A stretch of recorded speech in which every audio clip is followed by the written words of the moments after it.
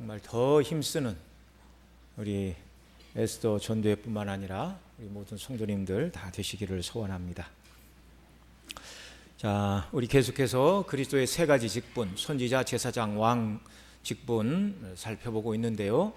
앞선 2시간에 그리스도께서 우리를 가르치시는 선지자요, 또 우리를 위한 제사장이신 것을 살펴보았습니다. 이제 오늘은 이제 제사장의 직분을 어떻게 왕으로서 우리를 어떻게 통치하시는가를 살펴보려고 하는데, 앞 시간에 공부했던 내용들 우리 공부 시간이니까 기억을 한번 더듬어 보면서 짧게 핵심만 복습하겠습니다. 예수 그리스도의 선지자의 직임은 모든 세대 교회를 대상으로 선지자의 직분을 감당하셨다.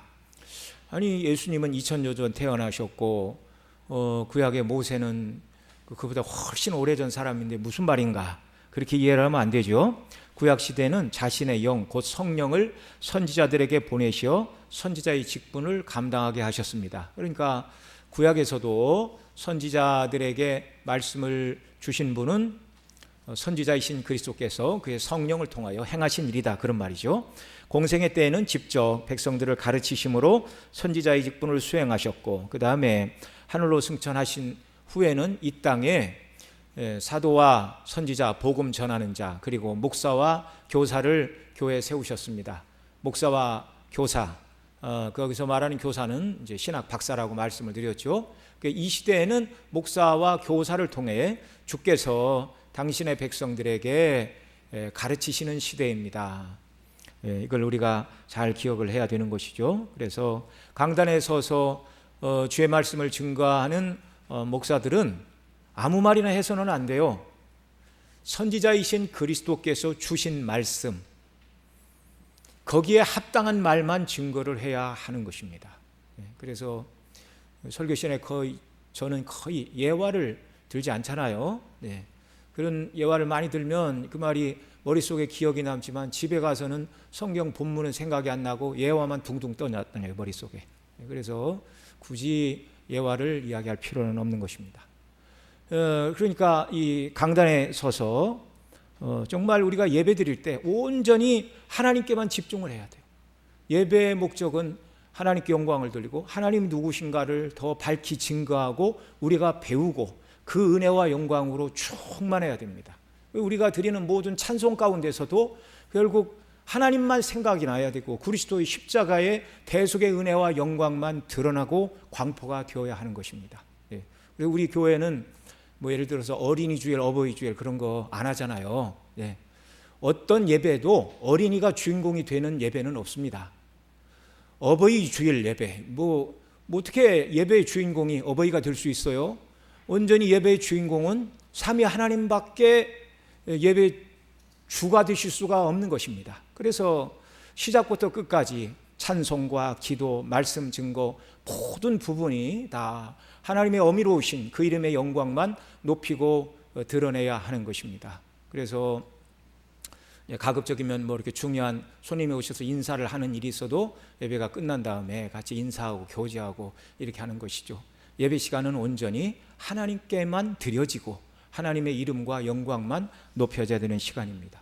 그러니까 말씀을 증거하는 종들도 성경에 벗어난 이야기를 할 권리를 부여받지 못했어요. 강단에서 하나님의 말씀이 아닌 세상 얘기를 한다면 예배 시간 끝나고 해야 되겠죠. 굳이 성도들이 뭐 세상 얘기를 들으려고 교회까지 뭐하러 옵니까?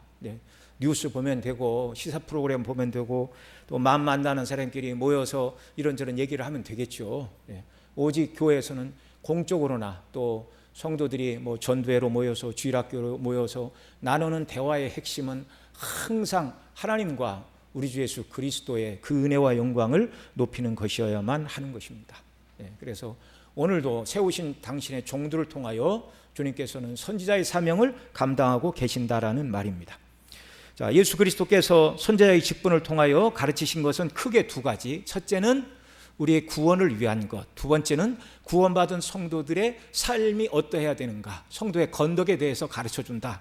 이게 두 가지 가장 큰 핵심입니다. 그래서 성경을 보면 창조 기사도 있고 이스라엘 역사도 있지만 창조를 말하는 과학책도 아니고 역사를 기록한 역사책도 아니고 지난주에 말씀드렸죠. 가인 다음에 이제 아벨이 죽고 셋을 주셨는데 가인이 사람들이 두려워 나를 죽일까 두렵습니다 그렇게 말할 때 그 사람들은 어디서 왔는가? 성경은 그 일일이 다 설명하지 않아요. 오직 예수 그리스도 안에 있는 구원이 무엇인가 여기에만 집중해서 말씀을 기록해 주고 있습니다. 그 다음에 또 하나 구원받은 성도들의 삶이 무엇인가? 구원에 합당한 선한 삶이죠. 선한 일을 위하여 지으심을 받았다라고 성경이 너무나 명백하게 말씀을 하고 있습니다. 그래서 2장으로 넘기시면 에베소 4장 12절 거기 같이 읽겠습니다. 에베소 4장 12절 시작. 이는 성도를 온전케 하며 봉사의 일을 하게 하며 그리스도의 몸을 세우려 하심이라. 아멘.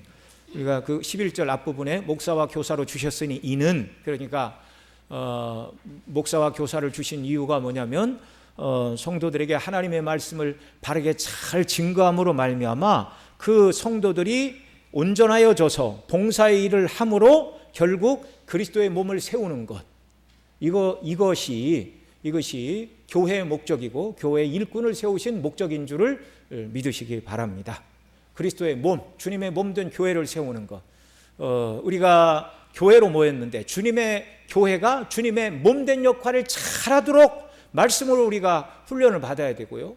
또 이 몸 안에 가입해야 될 아직 믿지 않는 자들에게 복음을 증거하는 그 일을 우리가 잘 감당해야 돼요. 또 그리스도의 몸으로서 정결하고 순교를 유지하도록 말씀을 배울 뿐만 아니라 말씀에 위배되는 삶을 살아가는 자들에게는 그리스도의 이제 오늘 배울 것입니다. 왕의 권세로서 권징을 행해야 돼요. 그래서 교회 안에서 그 누룩이 번성하지 못하도록 막는 역할을 교회가 해야 되는 것입니다. 권징은 누구를 미워서 하는 것이 아니라 교회의 거룩 때문에 그래요. 주님의 몸된 교회와 복음의 순전성, 그 나라의 영광을 위해서 권징이 필요한 것이죠. 자, 그 다음에 예수 그리스도께서는 선지자의 직분을 내적으로 그리고 외적으로 수행하신다. 그리스도께서 외적으로 선지자의 직분을 수행하시는 것은 성경을 통하여 그리고 그의 종들이 기록된 성경 말씀을 증거하게 하시는 일을 통하여 외적으로 이 말씀이 증거되는 거예요. 그리고 그리스도의 내적인 선지자의 직분을 수행하시는 것은 성령을 보내사 그 말씀을 깨달아 믿고 순종하게 하심입니다. 그러니까 복음의 말씀이 우리 귀에 들리는 것, 이걸 이제 외적 소명이다 그렇게 말하죠. 그 말씀이 우리로 하여금 깨달아지고 믿게 되어지고 그 말씀을 따라 소망을 두고 살게 하는 것, 성령의 역사로 이걸 내적인 소명이다 그렇게 부릅니다. 이게 다 선지자이신 그리스도께서 성령을 통하여 우리 가운데 행하시는 일입니다. 우리가 하나님의 말씀을 들을 때 말씀을 잘 깨닫는 은혜를 달라고 기도해야 돼요. 여러 번 그 말씀을 드렸지만 우리 낮에도 우리 올 목사님 그렇게 말씀하셨지만 정말 사도 바울이나 베드로나 욥이나 뭐 다윗이나 뭐 솔로몬이나 누구나 할 것 없이 그들이나 우리가 받은 구원의 영광의 실체는 다 똑같은 거예요. 다만 우리의 영적인 눈이 얼마나 열렸느냐에 따라서 그 구원의 실체의 영광을 온전히 깨닫기도 하고 그것이 그렇게 귀중하지 않은 것처럼 여기지기도 하는 거예요. 그래서 성도들은 하나님의 말씀을 들을 때 잘 깨닫는 은혜를 달라고 기도해야 되고 성령의 도우심을 우리가 간구해야 되는 것입니다.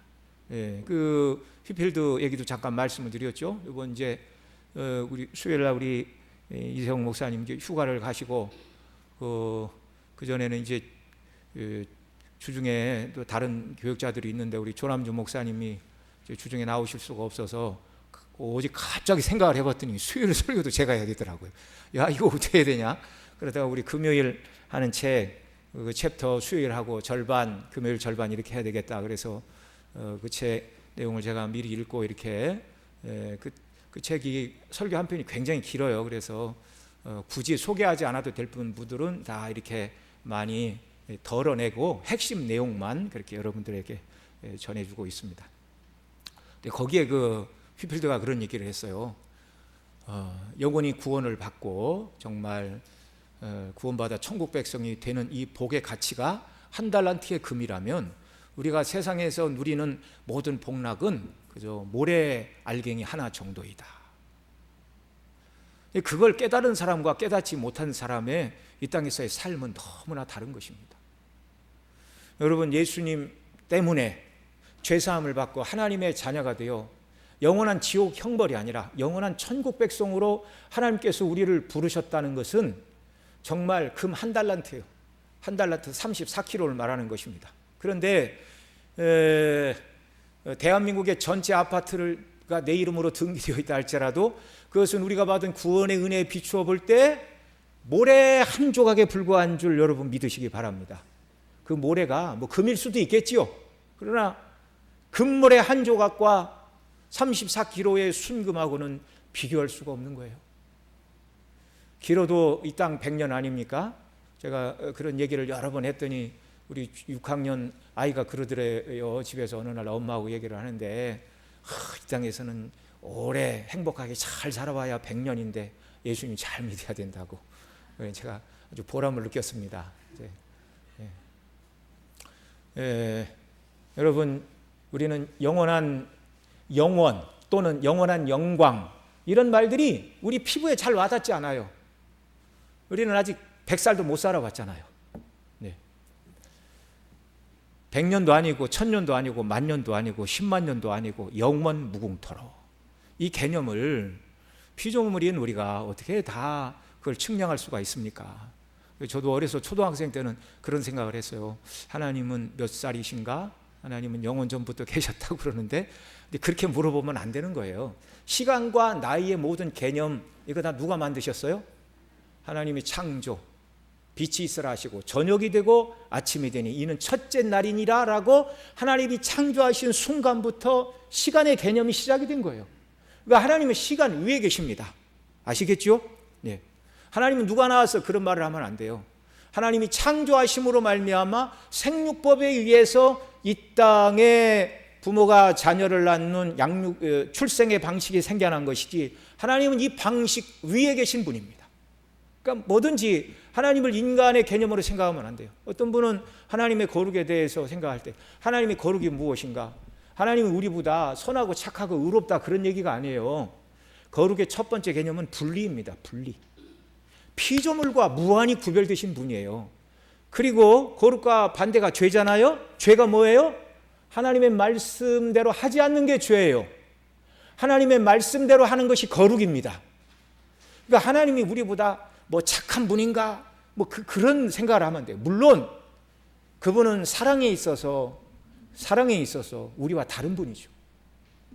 갈라디아서 2장 20절에 사도 바울이 뭐래요? 내가 그리스도와 함께 십자가에 못 박혔나니 이제는 그런즉 이제는 내가 산 것이 아니오 오직 내 안에 그리스도께서 사신 것이라. 이제 내가 사는 것은 뭐라고 그럽니까?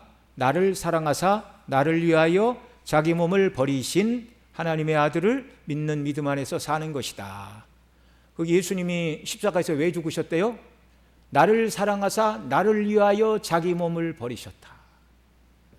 사도 바울은 예수님이 십자가에 못 박히신 이유가 저와 여러분을 위한 사랑 때문이라고 말하고 있습니다. 여러분, 부모가 자녀를 위해서 죽는 것이 쉽습니까? 어렵습니까?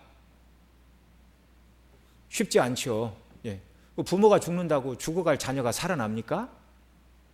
애통하기는 하지만 의미 없는 일이에요. 그러나 예수님의 죽으심으로만이 우리의 영원한 지옥 형벌에서 벗어나는 그분을 믿을 때 저주에서 해방되는 놀라운 은혜와 영광을 저와 여러분이 덧입게 된 것 아닙니까? 사랑 때문에. 간혹 뭐 가요를 보면 뭐 그 사랑 때문에 뭐 사랑 뭐 그놈 때문에 별소리를 다 하는데 세상의 사랑은 다 하찮은 거예요. 다 하찮은 거예요. 나는 너 아니면 못 산다. 그런데 그 사랑이 변합니다. 그건 진짜 사랑이 아니에요. 참 사랑, 영원한 지옥 형벌을 받아 마땅한 우리를 위하여 대신 죽으신 그리스도의 사랑. 사랑은 여기 있으니 우리가 하나님을 사랑한 것이 아니요 하나님께서 우리를 사랑하사 우리 죄를 위하여 그 아들을 대속의 제물로 내어주셨다. 요한일서 4장 10절이 말하는 그 사랑. 바로 하나님은 사랑과 거룩과 은혜가 충만하신 분입니다.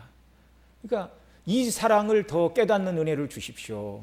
이 사랑을 온전히 깨닫게 된 사람들, 이 사랑을 남보다 조금 더 깨달은 사람이 주님의 복음을 증거하기 위하여 선교지로 가겠습니다, 이렇게도 하는 거고, 이 사랑을 온전히 남보다 조금 더 깨달은 사람이 세상에서 할 일도 많지만 복음을 증거하는 설교자가 되겠습니다, 그렇게도 말을 하는 것이고, 이 사랑을 온전히 깨달은 사람이 자기의 전 재산을 자녀들에게만 다 남겨주지 않고 복음의 영광을 위하여 사용해 달라고 선한 사업에 자기의 재물도 사용하는 것이죠. 이 사랑을 깨달은 사람이 그 사랑 때문에 시간도 주님께 드리기 위하여 누가 시키지 않았는데도 교회 와서 봉사하고, 때때로 시간 내서 사람들에게 나가서 전도지 나눠주고 복음을 증거하고 그렇게 사는 것입니다. 이 사랑이 더욱더 눈뜨는 은혜를 주께서 우리에게 베풀어 주시기를 원합니다. 정말 빛이신 하나님, 그 하나님의 빛의 영광에 눈뜨는 은혜를 주셔서 저와 여러분 마음이 온전히 우리 주 예수 그리스도를 뜨겁게 사랑하고 그분에게 저와 여러분의 온 마음을 다 빼앗기며 그렇게 순례길을 살아가는 역사가 있기를 바랍니다. 이게 복받은 사람이에요. 이게 진실한 성화의 삶을 살아가는 성도의 모습인 줄을 믿으시기 바랍니다.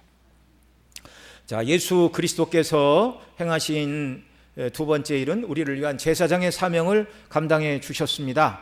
제사장은 첫째, 그 백성을 위하여 제사 드리는 일을 감당해 주는 것인데요, 모든 사람이 죄인이니 모든 사람에게 하나님께로 나아갈 수 있게 하는 중보자인 제사장이 꼭 필요합니다. 죄인이 하나님께 나아가기 위해서는 그 죄를 속하기 위한 제사와 그 제사를 집행할 제사장이 필요했다는 것을 구약의 제도를 통해 보여주셨어요. 죄인의 죄가 해결되지 않으면 죄인과 하나님 사이에 화목은 없기 때문입니다. 그런데 구약의 제사장들은 그들도 죄인이라 백성을 위하여 제사하기 전에 먼저 무엇을 했어요? 자기를 위하여 하나님께 제사를 드렸어요. 그리고 백성을 위한 속죄의 제사를 드렸습니다. 그러나 참 제사장이신 예수 그리스도는 자기를 위하여 드리실 속죄의 제사가 있어요, 없어요? 필요 없어요. 그분은 죄가 하나도 없는 분이에요. 그러니까 구약의 제사장들을 세우신 것은 이런 연약한 제사장 말고 자기의 죄를 먼저 속하게 하여 하나님 앞에 제사를 드려야 되는 그런 제사장이 아닌, 자기를 위하여 제사 드릴 필요가 없고 오직 백성을 위해서 육신을 입은 세상의 제사장은 해마다 지성소에 들어가 피를 뿌려야 했으나 참된 제사장은 단 한 번의 제사로 완전한 속죄의 제사를 완결하시러 오실 것을 구약이 예표한 것입니다. 그분이 바로 예수 그리스도예요. 예수님은 자기 백성의 죄를 위한 화목 제물이 되시려고 자신을 제물로 드리시는 제사장이었습니다. 하나님의 공의가 만족되지 않고는 죄인을 용서하실 수가 없어요. 우리에게 내리셔야 될 하나님의 모든 공의의 심판이 예수 그리스도에게 다 쏟아졌습니다. 거기 히브리 2장 17절 같이 읽습니다. 시작. 그러므로 그가 범사의 형제들과 같이 되심이 마땅하도다. 이는 하나님의 일에 자비하시고 신실한 대제사장이 되어 백성의 죄를 속량하려 하심이라. 또 십자가로 이 둘을 한 몸으로 하나님과 화목하게 하심이라. 원수된 것을 십자가로 소멸하시고, 화목의 제물로 하나님과 우리 사이에 화목을 위한 화목의 제물로 예수님은 자기 자신을 드리셨어요. 그런데 두 번 제사할 필요가 없는 단 한 번의 완전한 대속의 제물이 되셨습니다. 히브리 9장 28절, 이와 같이 그리스도도 많은 사람의 죄를 담당하시려고 단번에 드리신 바 되었고 구원에 이르게 하기 위하여 죄와 상관없이 자기를 바라는 자들에게 두 번째 나타내시리라. 아멘. 그 다음 네 번째 항목을 보면 예수님의 단번에 희생자사로 말미암아 하나님의 모든 공의가 완결이 되었습니다. 하나님의 공의가 만족되지 않았다면 아무도 구원받을 수가 없어요. 히브리 7장 27절 같이 읽습니다. 시작. 그는 저 대제사장이 먼저 자기 죄를 위하고 다음에 백성의 죄를 위하여 날마다 제사 드리는 것과 같이 할 필요가 없었으니 이는 그가 단번에 자기를 드려 이루셨음이라. 아멘. 그 다음에 작은 다섯 번째로 완전한 공의가 만족됨으로 말미암아 예수 그리스도는 우리를 하나님과 화목하게 하셨습니다. 로마서 5장 1절, 10절, 11절 같이 읽죠. 시작. 그러므로 우리가 믿음으로 의롭다 하심을 받았으니 우리 주 예수 그리스도로 말미암아 하나님과 화평을 누리자. 10절. 곧 우리가 원수 되었을 때 그의 아들의 죽으심으로 말미암아 하나님과 화목하게 되었은즉 화목하게 된 자로서는 더욱 그의 살으심으로 말미암아 구원을 받을 것이니라. 그뿐 아니라 이제 우리로 화목하게 하신 우리 주 예수 그리스도로 말미암아 하나님 안에서 또한 즐거워하느니라. 아멘. 여러분, 하나님 앞에 서는 날이 올 것이나 두려워하지 마십시오. 예수 그리스도 안에 있는 자들은 두려워할 게 없어요. 죄인인 우리에게 내리셔야 될 모든 하나님의 진노와 형벌이 예수님의 십자가에서 이미 다 지불이 되었어요. 끝나버렸어요. 그래서 더 이상 예수님 안에 있는 저와 여러분을 하나님이 보실 때 진노하지 않으십니다. 지금도 우리 언약으로 인하여 하나님이 징계하시나 그것은 사랑하시는 자녀이기 때문에 아버지의 뜻대로 바로 세우시기 위한 사랑의 징계이지 죄를 지은 것에 대한 형벌은 아니라는 것을 꼭 기억하시기 바랍니다. 그 다음 제사장의 핵심의 두 번째 사역은 그 백성을 위하여 뭐 하는 것이라고요? 기도하는 것, 대도하는 것, 대신 기도하는 것. 오늘도 우리 주 예수 그리스도께서는 이 땅에서도 제자들을 위해 기도하셨을 뿐만 아니라 하나님 보좌 우편에서 지금도 기도하고 계심을 믿으시기 바랍니다. 로마서 8장 34절 누가 정죄하리요 죽으실 뿐 아니라 다시 살아나신 이는 그리스도 예수시니 그는 하나님 우편에 계신 자요 우리를 위하여 간구하시는 자시니라. 히브리 7장 25절 그러므로 자기를 힘입어 하나님께 나아가는 자들을 온전히 구원하실 수 있으니 이는 그가 항상 살아계셔서 그들을 위하여 간구하심이라. 아멘. 예수 그리스도는 어제나 오늘이나 영원토록 동일하십니다.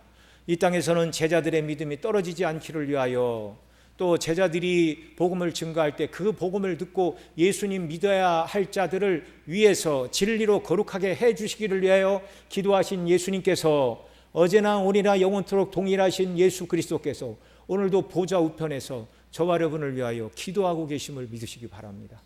저와 여러분이 믿음이 떨어지지 않는 이유가 우리가 대단해서가 아니에요.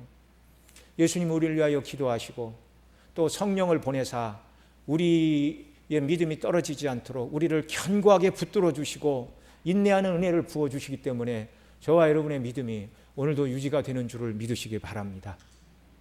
그러니까 기독교는요 자기 자랑이 없는 종교예요. A부터 Z까지 온전히 하나님만 자랑해야 되고 하나님만 높여야 되는 겁니다. 자, 이제 소요리 26문 오늘 공부하는데요. 그리스도께서 우리를 위하여 왕의 직분을 어떻게 감당하셨는지를 가르쳐주고 있습니다. 자, 26문 문제가 있습니다. 그리스도께서 왕의 직분을 어떻게 행하십니까? 그리스도께서 왕의 직분을 행하시는 것은 우리로 하여금 자기에게 복종하게 하시고 우리를 다스리시며 보호하시고 자기와 우리의 모든 원수를 막아 이기시는 것입니다. 아멘. 자, 이제 아이들한테는 이렇게 짧게 가르치고 어른들에게는 조금 더 길게 가르쳐주고 있어요. 이 소요리 26문을 대요리 45문에서는 이렇게 길게 말해주고 있습니다. 자, 대요리 45문 그리스도께서 왕의 직분을 어떻게 행하십니까? 그리스도께서 왕의 직분을 다음과 같이 수행하십니다. 그리스도는 세상으로부터 한 백성을 자기에게로 불러내시고 그들에게 직분자들과 율법과 권징을 주심으로써 그들을 유형적으로 다스리심으로 누구나 보고 알 수 있게 그들을 통치하십니다. 자신이 택한 자들에게 구원의 은혜를 베푸시되 그들의 순종에는 상을 주시고 그들이 범한 죄에 대하여는 징계하시며 그들이 당하는 모든 시험과 고난 중에 그들을 보존하시고 도우실 뿐 아니라 그들의 모든 원수를 제어하시고 정복하심으로 자신의 영광과 백성들의 선을 위해 모든 것을 권능으로 주관하십니다. 그리고 하나님을 알지 못하고 복음에 순종하지 않는 나머지 사람들에 대해서는 원수를 갚으십니다. 아멘. 이게 바로 예수 그리스도께서 오늘도 왕의 직분을 어떻게 감당하시는가를 잘 가르쳐주는 말씀드립니다. 먼저 그리스도께서 왕의 직분을 다음과 같이 수행하시는데 그리스도는 우리의 누구시라고요? 왕이시라고요. 예수 그리스도가 우리의 뭐라고요? 왕이시라고요. 왕이시라고요. 그러니까 여러분 저와 여러분을 이 땅을 살아갈 때 예수님을 나의 왕으로 인정하며 살아가시기 바랍니다. 그러니까 우리 마음에 베드로전 3장 15절에 예수 그리스도를 마음의 주로 삼아 거룩하게 하고 그렇게 말씀하고 있어요. 예수 그리스도를 마음의 주로 삼아 그 주가 뭐예요? 주인 주자예요. 마음에 예수 그리스도를 주로 삼으라. 그 말은 너희 마음속에 예수 그리스도가 너희의 누구가 되게 하시라? 주, 다른 말로 예수 그리스도가 너희 마음속에 누가 되시게 하라? 아이, 주인, 주. 다른 말. 지금 우리 배우고 있는 주대로 대답하세요. 예수 그리스도가 내 마음에서 누가 되시게 하라? 왕이 되시게 하라. 왕이 되시게 하라. 지금 우리가 왕국이 아니라서 왕이 얼마나 대단한 권세와 영광을 누리는지 잘 몰라요. 지금도 저 태국도 왕이 있죠? 뭐 거기 이펀 군주제입니까? 통치는 수상이 하나요? 잘 모르겠네요. 왕이 직접 통치하는 나라도 덜어 있기는 합니다. 사우디 같은 나라가 지금 왕정이잖아요. 그 왕자들 중에 하나가 뭐 국방부 장관 뭣도 하고 다 이렇게 하고 그러는데, 왕이 통치를 하면 백성들은 납작 엎드려야 돼요. 그 시대는 텔레비도 없었고요. 왕이 지나가도 얼굴을 본 적 없어요. 누가 뻔히 쳐다보면 저거 이상한 마음을 품은 자다, 살아남지 못합니다. 그래, 그 시대는요, 장원급제나 해야 그 임금님 앞에서 겨우 얼굴을 들어 임명장 하나 받을 때 왕의 얼굴 그때 한 번 보는 거예요. 그러니까 일반 백성들은 왕의 얼굴을 몰라요. 본 적이 없어요. 목소리도 들은 적이 없어요. 자, 왕이 통치하는 나라에서 왕은 최고의 권위자이고 모든 존경과 높임의 대상입니다. 사실 마음은 그렇지 않다 할지라도, 그래서 어느 지역에 무슨 바닷가에서 희귀한 생선이 잡혔다. 그러면 그 고을의 사또가 그건 왕의 진상품으로 바칠 거다.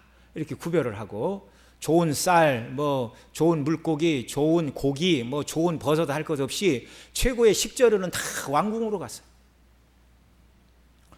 자, 예수 그리스도는 저와 여러분의 왕이십니다. 예수 그리스도를 주로 삼아 곧 왕으로 삼아 거룩하게 하고 이렇게 말하고 있는데, 그 말은 예수 그리스도를 우리 마음에서 그분을 왕으로 삼아 그분의 명령에 따라 생각하고 그분의 명령에 따라 행동하고 순종하며 나아가는 것이 왕이신 그분을 거룩하게 하는 것이다 라는 의미이고, 또 하나는 예수 그리스도를 왕 삼아 그의 뜻대로 순종하며 살아가는 삶이 세상과 구별된 거룩한 삶이라고도 해석할 수 있는 말입니다. 예수 그리스도는 저와 여러분이 누구시라고요? 왕이시라고요. 말로만 예수님을 왕이라고 하지 말고 오늘부터 예수님을 왕 대접하는 역사가 우리에게 있기를 바랍니다. 그래서 이 왕국을 말할 때 제가 여러 번 말씀드렸죠. 사단과 믿지 않는 자들을 포함하여 지금도 예수 그리스도가 왕으로 다스리고 있어요. 이 나라를 무슨 나라라고 그랬어요? 권능의 왕국.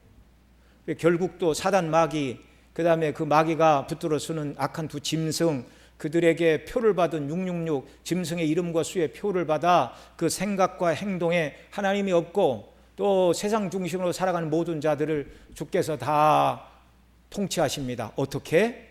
지금도 죄를 지은 자들이 비참 아래 신음하게 하시고 결국은 다 그들을 불못에 던지심으로 왕권을 행사하십니다. 우리는 이 권능의 왕국뿐만 아니라 은혜의 왕국에 살고 있어요. 예수 그리스도께서 그 말씀으로 우리를 다스리시는 은혜의 왕국, 곧 교회입니다. 구원받은 자들을 주님이 대한민국의 헌법이 아니라 성경 말씀을 통하여 오늘도 통치하고 계세요. 은혜의 왕국에서. 그리고 주님 다시 오시는 날 모든 악이 다 심판을 받고 우리도 몸까지 완전한 거룩을 받아 부패 요소가 전혀 없고 타락할 가능성이 전혀 없는 그 영광의 나라에 들어가게 되는데, 그 나라를 이제 영광의 왕국이다 그렇게 부르는 것입니다. 그래서 은혜의 왕국에 살고 있는 저와 여러분, 예수 그리스도를 우리의 왕으로 삼아 섬기는 이런 역사가 우리에게 있기를 바랍니다. 마가복음 1장 15절 같이 읽죠. 시작. 이르시되 때가 찼고 하나님 나라가 가까웠으니 회개하고 복음을 믿으라 하시더라. 여기서 하나님 나라가 가까웠다 할 때 헬라어로는 바실레이아 투 데우, 하나님의 나라, 그 바실레이아, 그 나라라는 말이 왕국이라는 말이에요. 왕국. 영어로는 킹덤. 왕국, 왕의 통치 또는 왕의 통치가 미치는 범위로서의 왕국을 뜻하는 단어가 바로 이 하나님 나라라고 말할 때 바실레이아라는 말의 의미입니다. 예수님께서 이 왕국, 곧 왕의 통치가 시작되는 하나님의 왕국이 임한다 말씀하신 이유는 바로 이 나라의 왕이신 예수님 자신께서 오셨어요. 하나님 나라가 임한다. 그 나라의 왕권을 가지신 예수 그리스도께서 지금 그들과 함께 계시다, 그 말씀입니다. 빌라도가 예수님께 왕이라고 묻자 오늘 우리가 읽은 대로 요한복음 8장 37절에서 예수님이 그렇다고 대답해 주십니다. 거기 같이 읽죠. 빌라도가 이르되 그러면 내가 왕이 아니냐? 예수께서 대답하시되 내 말과 같이 내가 왕이니라. 내가 이를 위하여 태어났으며 이를 위하여 세상에 왔나니 곧 진리에 대하여 증언하려 함이로라. 무릇 진리에 속한 자는 내 음성을 듣느니라. 아멘. 예수님께서 친히 당신이 누구라고 말씀하셨어요? 왕이라고. 세상 나라의 왕이 아니라 하나님 나라의 왕, 바실레이아 투 데오, 하나님 나라의 왕국, 하나님의 왕국, 그 왕국의 왕으로 임하셨어요. 그래, 예수님은 왕이시나 세상에 속한 왕이 아닙니다. 요한복음 18장 36절에서 거기 뭐라고 그럽니까? 같이 읽죠. 내 나라는 이 세상에 속한 것이 아니니라. 만일 내 나라가 이 세상에 속한 것이었더라면 내 종들이 싸워 나로 유대인들에게 넘겨지지 않게 하였으리라. 이제 내 나라는 여기에 속한 것이 아니니라. 여러분, 예수님은 세상 임금으로 이 땅에 오신 게 아니에요. 그래, 우리 2주 전에 우리 기도회할 때 저녁마다 살펴봤잖아요. 오병이어 이적을 체험한 자들이 예수님을 임금 삼으려 했어요. 너희가 표적을 본 까닭이 아니라 내가 하나님 나라의 왕으로 온 참된 메시아라는 표적을 본 것이 아니라 떡을 먹고 배부른 까닭이로다.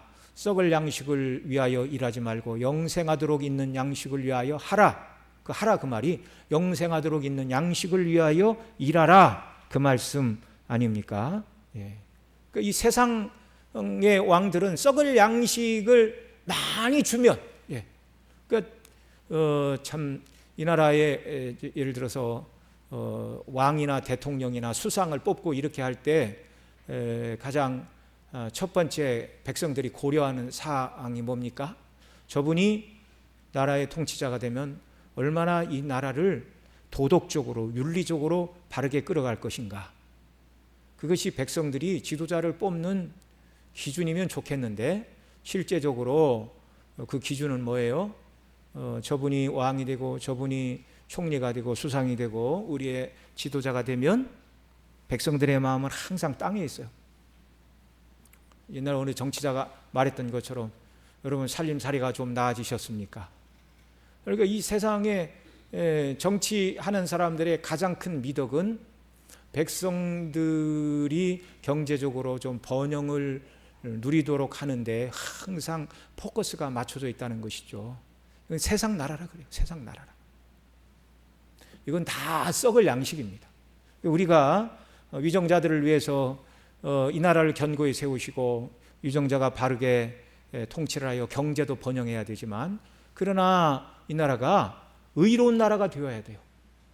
도덕적으로 윤리적으로 의로운 나라가 되어야 되고, 또 이 공적인 관리들은 하나님을 잘 섬기는 일에 방해가 되지 않도록 정말 신앙의 자유를 잘 보존하는 그런 일에 협력자들이 되기를 위해서 기도해야 됩니다.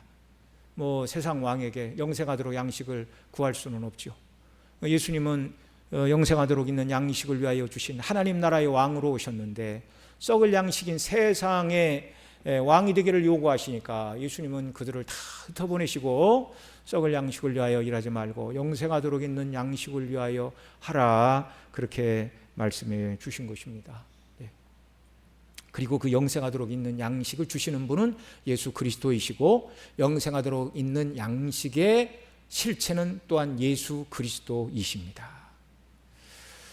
자, 그 성경 구절 밑에 보죠. 예수님 당시에 전쟁에 승리하거나 또는 왕국을 이을 왕의 후사가 태어났을 때 또는 새로운 황제가 즉위하면 그 시대에 복음이라 말했어요. 유앙겔리온, 복음이다. 전쟁에서 승리했다. 복음이다. 왕자가 태어났다. 우리 왕을 이을 후사가 태어났다. 복음이다. 그 새로운 왕자가 왕을 이었다. 예, 그게 그 당시 복음이었어요. 그런데 예수님께서는 하나님 나라, 곧 예수 그리스도께서 왕으로 통치하시는 나라가 임했다라고 정말 복음을 증거하셨습니다. 예, 이게 복음이에요. 이게 복음. 여러분 세상 임금이 왕이 되는 거 그게 뭐 그렇게 대단해요? 네. 세상 임금이 왕이 되면 그날 하루 쉬라고 노동자들에게 쉬라 얘기할 수 있어요. 왕국에서. 그리고 왕이 즉위를 했으니까 그날 뭐 이렇게 특식을 줄 수도 있겠죠. 뭐 고기 한 그릇씩 줄 수도 있고 밀가루를 조금씩 나눠줄 수도 있고. 그거 이외에 왕이 백성들을 위해 무엇을 해줄 수 있습니까? 그 왕이 통치하는 기간 세금을 다 면제해 줄 수 있나요? 그러면 나라를 어떻게 뭘 갖고 나라를 다스려요? 또 그 왕이 내가 왕이 됐으니까 오늘부터 군대는 없다. 그리고 모든 남자들의 군역을 면제해 줍니까?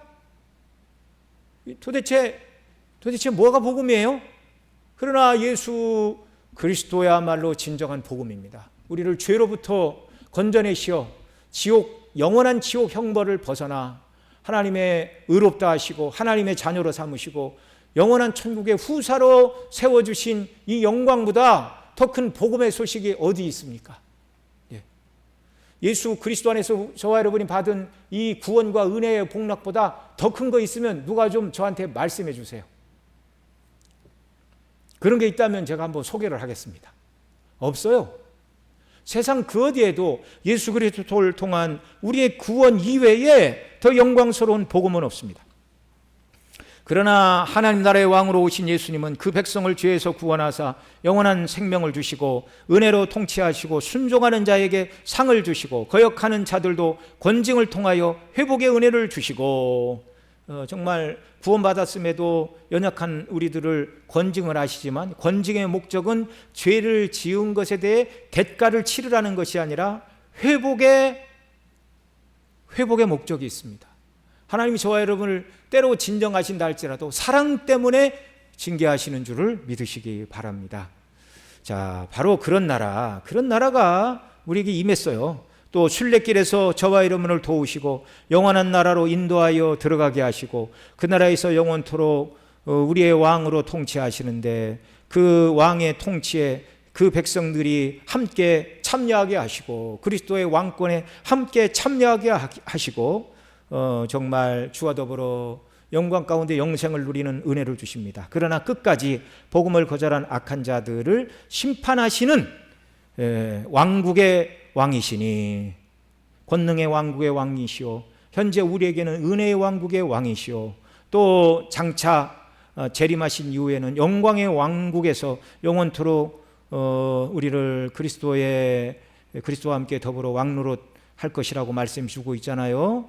그리스도의 왕권에 우리를 참여시키는 것이 너무나 큰 은혜 아닙니까? 그리고 영원토록 하나님과 동행하게 하시는 영광의 나라에서 왕노릇 하실 예수 그리스도 이분을 우리가 날마다 바라봐야 됩니다. 그래서 이 그리스도의 통치야말로 복음 중에 복음인 줄을 믿으시기 바랍니다. 여러분 날이 너무 더워서 일단 건강관리 잘 하시고요. 한 주간 승리하시고 믿음으로 잘 지내시다가 정말 다음 주에 다시 모여 주께 영광 돌리기를 원합니다. 우리 함께 기도하겠습니다.